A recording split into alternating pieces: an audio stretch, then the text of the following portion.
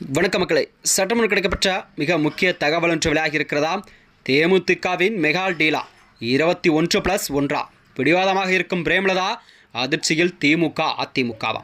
வாங்க வீடியோவை விரிவாக்கலாம்.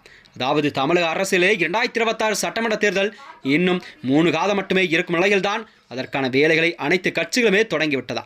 அந்த நிலையில்தான் தமிழக அரசியல் தேர்தல் களமானது சூடுபிடிக்க தொடங்கியிருக்கதா? இந்த தருணத்தில்தான் தேமுதிக எடுக்கும் எந்த கூட்டணி முடிவுகள் எல்லாம் கணக்குகளை கூட மாற்றக்கூடிய ஒரு சக்தியாக பார்க்கப்பட்டு வருகிறதா? அந்த நிலையில்தான் குறிப்பாக சொல்லப்போனால் கட்சியின் நிலைப்பாடு மற்றும் பேச்சுவார்த்தை உத்திகள் அரசியல் வட்டாரங்கள் ஒரு தீவிர கவனத்தையும் ஈர்த்து வருகிறது. அதாவது வரையிருக்கும் 2026 சட்டமன்ற தேர்தலை முன்னிட்டு தேமுதிக எந்த கூட்டணியில் இணையலாம் என்றும் தனித்து நிற்பது போன்ற தோற்றமெல்லாம் உருவாகி இருக்கிறதா?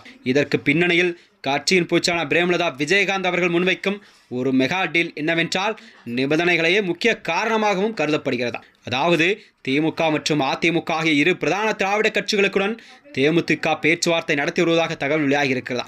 அதாவது தேமுதிகவானது இவ்விரு கட்சிகளிடமே கேட்கும் தொகுதிகள் 21 தொகுதிகள் பிளஸ் ஒரு ராஜ்யசபா எம்பி பதவியை கேட்கும் பொருட்டாகத்தான் இதை பார்க்கப்பட்டு வருகிறதாம்.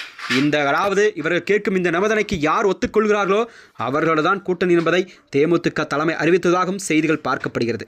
இம்முறை தேமுதிக தரப்பிலிருந்து 21 சட்டமன்ற தொகுதிகள், ஒரு ராஜ்யசபா சீட் மற்றும் மத்தியில் ஆட்சி அமையும் பட்சத்தில் ஒரு மத்திய அமைச்சர் என பதவி என விரிவான கோரிக்கையெல்லாம் முன்வைக்கப்பட்டதாக அரசியல் வட்டாரங்கள் தெரிவிக்கிறதா? கட்சியின் பலப்படத்தை வெளிப்படுத்தவும் தொண்டர்களின் உற்சாகத்தை அதிகரிக்கத்தான் இந்த கோரிக்கை என பிரேமலதா அவர்கள் பிடிவாதமான செயலாகவும் பார்க்கப்பட்டு வருகிறது. அதாவது கடந்த கால தேர்தல் முடிவுகள் மற்றும் வாக்கு வங்கி நிலவரங்களை கணக்கில் கொண்டுதான் பார்க்கும் பொழுது திமுக மற்றும் அதிமுக ஆகிய கட்சிகள் எல்லாம் இவ்வளவு பெரிய அளவில் தொகுதிகளை ஒதுக்க தயங்குகிறதா? இதுவே கூட்டணி உறுதி செய்யப்படுவதில் முக்கிய முட்டுக்கட்டையாக மாறியிருக்கிறது. திமுக தரப்பில் தேமுதிகவுக்கு அதாவது 7 தொகுதிகள் வரை கண்டிப்பாக ஒதுக்கப்படும் என்றும் தகவல் வெளியாகி இருக்கிறதா? ஆனால் அதிமுக தரப்பிலோ தேமுதிகவிற்கு 10+1 என்ற அடிப்படையில் அவர்களுக்கு தொகுதிகள் வழங்கப்படலாம் என்றும் அரசியல் வட்டாரங்கள் தெரிவிக்கிறதா? இந்த நிலையில்தான் 2026 சட்டமன்ற தேர்தலானது தேமுதிகவுக்கு சந்திக்கும் இது ஒரு முக்கிய தேர்தலாகவும் பார்க்கப்படுகிறது. ஏனென்றால் அதாவது தேமுதிகவின் தலைவர் விஜயகாந்த் அவர்கள் இறந்த பின்பு சந்திக்கக்கூடிய முதல் தேர்தல் என்பதால் கண்டிப்பாக தேமுதிக கொஞ்சம் அதாவது அவர்கள் செயல்பாடுகள் கொஞ்சம் ஈர்க்கக்கூடிய விஷயமாகத்தான் பார்க்கப்பட்டு வருகிறது. அதாவது இன்று வரை அவர்கள் யாருடன் கூட்டணி என்பதே அறிவிக்கப்படாத சூழல்தான் அரசியல் பரபரப்பையும் கிளப்பியிருக்கிறதா? இந்த வகையில்தான் ராஜ்யசபா சீட் மற்றும் பிற நிபந்தனைகளை உடன்படும் எட்டப்பட்டதால் பேச்சுவார்த்தை இன்னும் இறுதிகட்டப்பட்ட எட்டவில்லையாம்.